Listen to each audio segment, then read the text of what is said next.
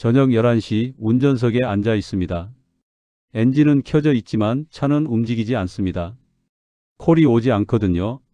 스마트폰 화면만 들여다보다가 허리를 한번 펴봅니다. 통증이 옵니다. 등받이에서 몸을 떼었다가 다시 기댑니다. 이 자세를 몇 번이나 반복하는지 모르겠습니다. 학교 행정실 책상에 앉아 있을 때는 이런 적이 없었습니다. 주무관님, 서류 좀 확인 부탁드립니다. 그렇게 불리던 사람이 지금은 기사님으로 불립니다. 아니, 요즘은 기사님이라고 부르는 승객도 별로 없습니다. 그냥 뒷좌석에서 목적지만 말하고 스마트폰만 들여다봅니다. 창밖을 봅니다. 신호등 앞에 택시 3대가 더 서 있습니다. 다들 저처럼 콜을 기다리고 있겠죠. 밤인데도 택시는 넘쳐납니다. 손목시계를 봅니다. 11시 15분. 집에 가려면 아직 1시간은 더 있어야 하는데 오늘 번 돈이 8만 원입니다. 유류비 빼면 남는 게 얼마나 될까요? 이제 어디서부터 잘못됐는지 말해보려 합니다. 저는 1994년에 공무원 시험에 합격했습니다. 28살 때였어요.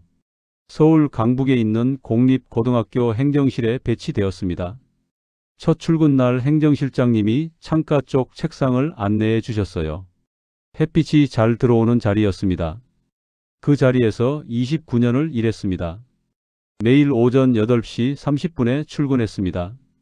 행정실 문을 열고 환기를 시켰어요. 컴퓨터를 켜고 하루 일정을 확인했습니다. 학생 전입 전출 서류, 예산 집행 문서, 교직원 인사 관련 업무. 오후 5시가 되면 퇴근했습니다. 29년 내내 그랬습니다. 아내도 같은 학교 급식실 영양사였어요. 25년을 근무했습니다. 우리 부부는 아침에 함께 출근하고 저녁에 함께 퇴근했어요. 학교 정문을 나서면 아내가 기다리고 있었습니다. 오늘 급식 메뉴가 뭐였어요? 김치찌개랑 불고기였어요. 학생들이 잘 먹더라고요. 급여는 안정적이었습니다. 마지막에는 월 450만 원에 수당 붙여서 500만 원 정도였죠. 아내도 350만 원 받았어요. 부부 합쳐서 월 850만 원이었습니다. 검소하게 살았습니다. 매달 200만 원씩 저축했어요. 아이 둘 대학 등록금도 대출 없이 냈습니다. 주말에는 가족과 함께 근처 공원을 산책했어요. 여름 휴가 때는 동해안으로 이틀 정도 다녀왔습니다. 큰돈 들이지 않고도 행복했어요. 성실하게 살면 노후는 자연스럽게 준비될 거라고 믿었습니다. 2023년 2월 정년퇴직을 했습니다. 60세였어요. 퇴직금 1억 1천만 원, 예금 4천만 원, 빚은 한 푼도 없었습니다. 29년간 성실하게 산 결과였습니다. 퇴직하고 한 달쯤 지났을 때였습니다. 아내와 거실에 앉아서 통장을 들여다봤어요. 1억 5천만 원. 적지 않은 돈이었지만 막상 퇴직하고 나니 불안했습니다. 여보, 연금만으로 살 수 있을까요? 제 연금 월 200만 원, 아내 연금 월 90만 원. 합쳐서 290만 원이었어요. 생활비로는 괜찮지만 의료비나 경조사비까지 생각하면 빠듯했습니다. 무엇보다 시간이 문제였습니다. 29년간 매일 출근하던 사람이 갑자기 할 일이 없어졌어요. 오전 8시 30분이 되면 몸이 저절로 일어났습니다. 출근해야 할 것 같았거든요. 그때 동료 공무원이었던 김 주사님이 연락을 했습니다. 형님, 요즘 뭐 하세요? 개인 택시 하고 있어요. 꽤 괜찮더라고요. 김 주사님 말을 듣고 인터넷으로 검색했습니다. 서울 개인 택시 면허가 2억 원, 차량까지 합치면 2억 5천만 원 정도 필요했어요. 택시 커뮤니티에 들어가 봤습니다. 주 6일 하루 10시간 운행하면 월 400만 원은 기본입니다. 저는 월 500만 원 찍었어요. 정말 매력적으로 보였습니다. 통계청 자료도 찾아봤어요. 서울 개인 택시 기사 중 27%가 연매출 6천만 원 이상을 올린다고 나와 있었습니다. 무엇보다 마음에 든 건 법적으로 보호받는다는 점이었습니다. 29년간 공무원으로 일하면서 법과 제도를 신뢰하며 살아왔습니다. 정부가 인정한 제도라면 안전하다고 생각했어요. 나이 제한도 없었습니다. 70세, 80세까지도 할 수 있다고 했어요. 정년이 없다는 게 정말 좋았습니다. 운전 경력도 충분했습니다. 29년간 매일 출퇴근하면서 서울 시내를 누볐어요. 골목길까지 잘 알고 있었습니다.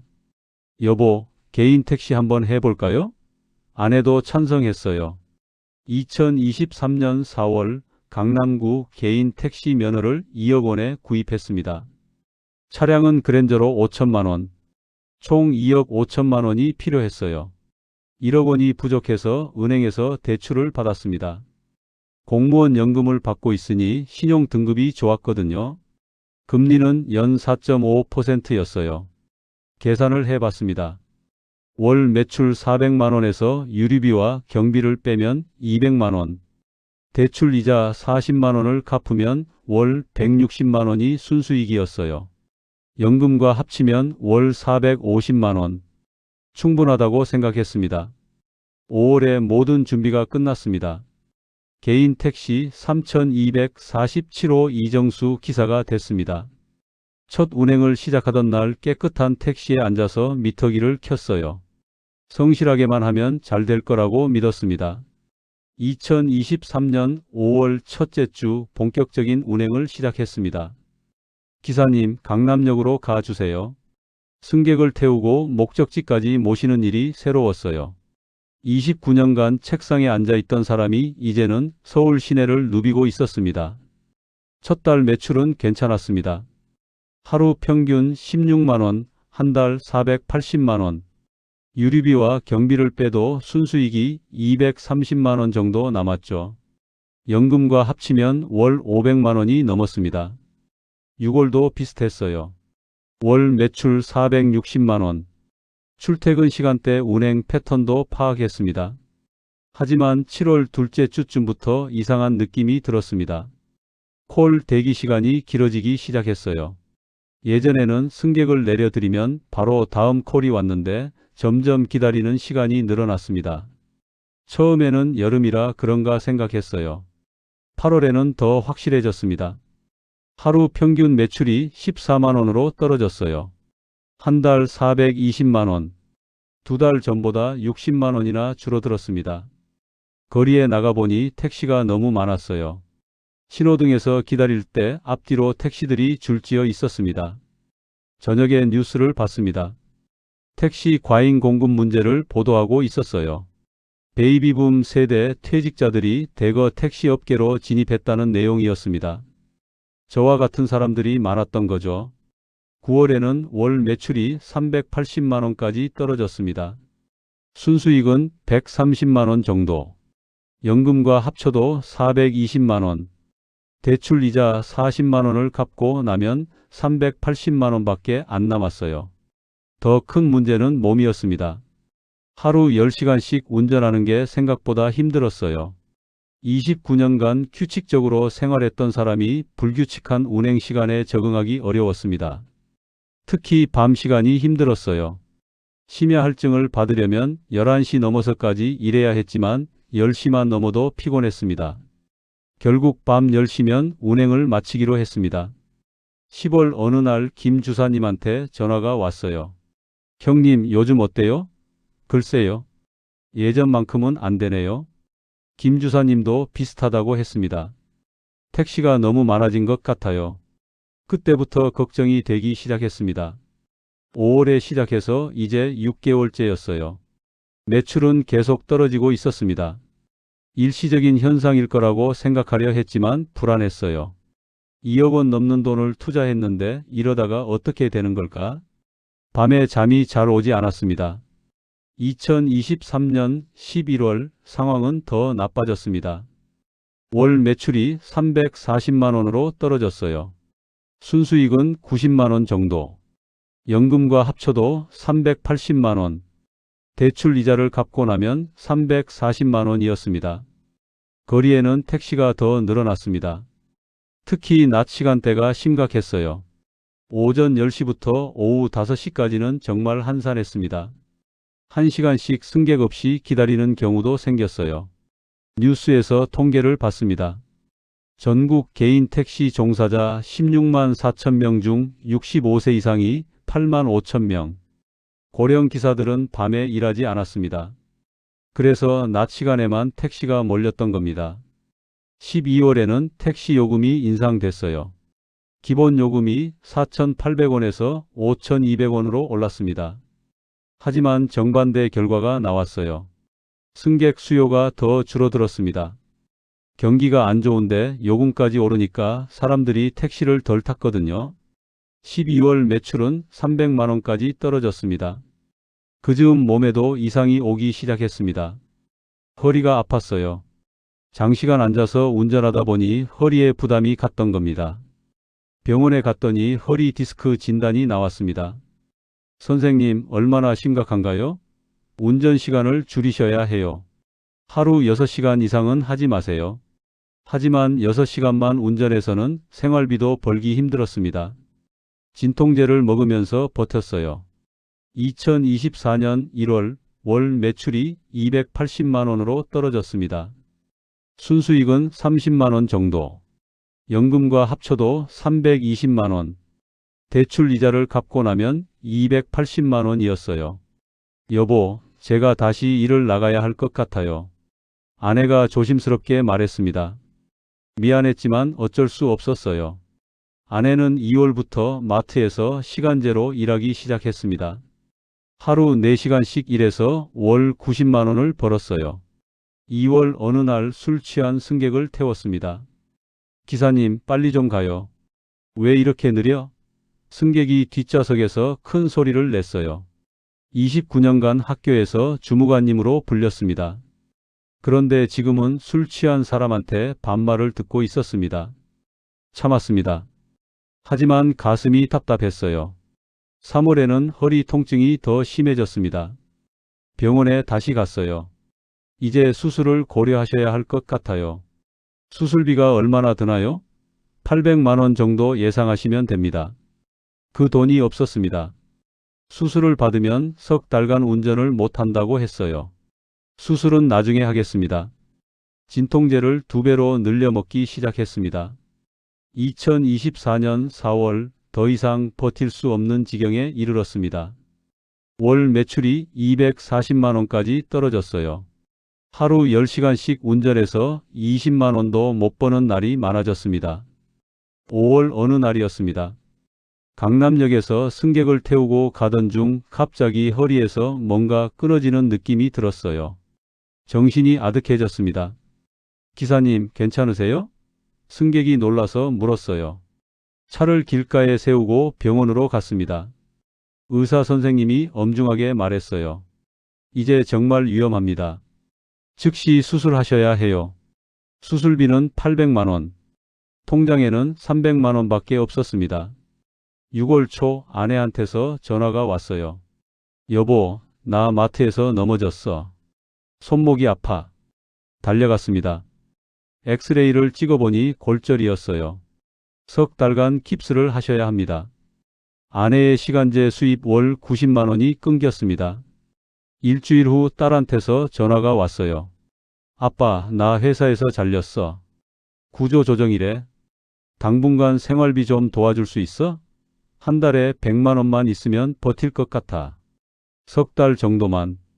통장에 300만 원이 있었지만 그걸 다 줄 수는 없었습니다. 저축은행에서 1000만 원을 빌렸습니다. 금리가 연 12%였어요. 딸한테 300만 원을 보냈습니다. 석 달 후에는 또 500만 원을 빌렸어요. 그 다음 달에는 500만 원을 더 빌렸습니다. 9월이 되었습니다. 빚이 2,500만 원. 처음 받은 대출 1억 원과 합치면 1억 2,500만 원이었습니다. 면허를 팔아야겠다고 생각했습니다. 중개업체에 전화했어요. 면허 팔고 싶은데요. 2억 원에 샀던 면허였습니다. 한참 뒤에 답이 왔어요. 요즘 시세가 많이 떨어졌어요. 1억 5천만 원 정도 될 것 같은데 솔직히 살 사람이 있을지 모르겠네요. 며칠 뒤 다시 전화가 왔습니다. 1억 원에 사겠다는 분이 있는데 어떻게 하시겠어요? 하지만 그것도 무산됐어요. 10월에는 더 떨어졌습니다. 11월에는 5천만 원에도 사겠다는 사람이 없었어요. 요즘 같은 시국에 누가 택시 면허를 사겠어요. 2024년 12월 더 이상 버틸 수가 없었습니다. 허리 통증은 진통제로도 견딜 수 없었어요. 운전 중에 정신을 잃을 뻔한 적이 여러 번 있었습니다. 결국 하루 운행 시간을 5시간으로 줄였습니다. 월 수입이 90만 원까지 떨어졌어요. 아내가 손목 치료를 마치고 청소 일을 구했습니다. 월 60만 원. 부부 합쳐서 290만 원으로 살아가게 됐습니다.